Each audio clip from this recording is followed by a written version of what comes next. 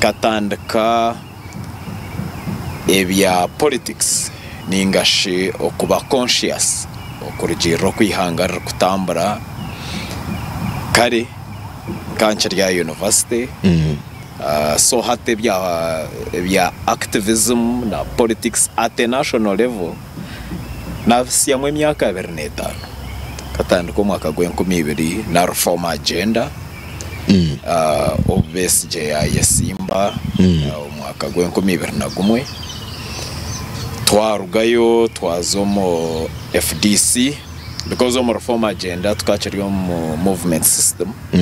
so hatariho bibina tukantushaje ko muntu konka twagira ngo hashemye kuba kw'impinduka abantu bine entekateka zari kushana bagera ubugabe kuzomo bibina ebero kubasa kutwara mu nation entekateka yabo so no 2005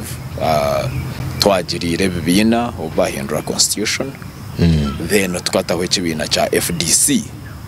so ndiyo mwoma hari aba babire bari mu rukiko rwatandikiraho FDC Boneta twazomo hotel no bageta Boneta twaronchinga FDC